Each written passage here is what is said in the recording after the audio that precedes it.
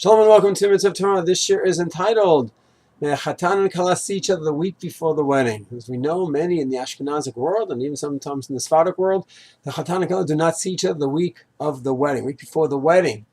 And what is the basis for this? So in Saveis Mahot, a work by Rabbi Yitzchak Yosef, the present chief rabbi, they wrote 20 years ago, putting together all the Piskei Halachot from his father on the Halachot of weddings, Shidduchim, Kedushin, Nesuin, and Ketuvah, and all of that. He writes that this is an Ashkenazic minhag, and he brings in the Sefer Taharat Yaakov, who says that the source for it, look in Siman Kuf Tzadi Bet in Yoredei. And what do we see over there? It says a person goes ahead and proposes to a woman to marry. Will you marry me? She says yes. There is a fear that with all the excitement, even if it was not her time to become a nidah, she becomes a nidah then. Because of the excitement, dam chimud it is called, dam that comes from all the affection and the excitement, and therefore for that week she's considered dam, and she has to go through the nidah, she has to go through the process of tahara.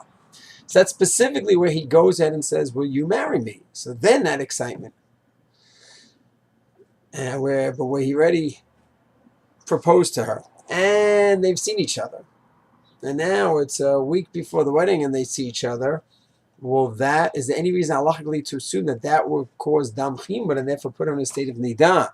So Rabbi Yitzchak Yosef says no. To say that based on Yoredei Kuf Tzadi Bet, the reason they don't see each other is because when they see each other, she'll be so excited and maybe she'll become a nidah, and that's going to be a big problem for the wedding. He says that's hard to say that that's the source. However, he does say the minhag of not seeing each other, there's a lot of merit to it. The fact is that yes, they can get married in a week, but halachically speaking, can he go ahead and stare at her and just enjoy her beauty? Not so simple. Yeah, they're going to get married. Yeah, very nice. It's a Hashem. They'll enjoy each other's beauty on Me'av Esrim Shana. But right now, halachically, she's a nidah, and she's a penuyah, not married. And what's the heter to go ahead and to stare at her, and then possibly to end up have yichud with her and having here hurim thoughts? So he says the idea of not being with each other for that week has a lot of merit to it. And then he goes on to say that the Sephardim did not have this minhag, but it's picking up steam as well. And he says he remembers as a child that he used to see at Sephardic weddings the chatan and kala coming together to the wedding because they did not have that minhag. And he says more and more you're finding that they abstain from seeing each other during the week. Not because halachically it's really a problem of dam chimud. Halachically she might be a need, of course he said no. But there's a lot of benefits. Sometimes it's a very tense period, and there could be arguments and things that come up during that time. They just cannot think rationally.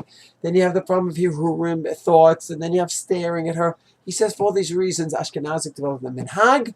He doesn't think it's technically because of Kuf Tzadi Bet in the Shulchan Aruch, but it's still a good minhag nevertheless. And he says, Sephardim also are beginning to adopt a minhag, and he thinks there's a lot of merit to that. So Mitzvah Shem, every couple, with the guidance of their Rav, should approach the wedding in the proper way. Shalom.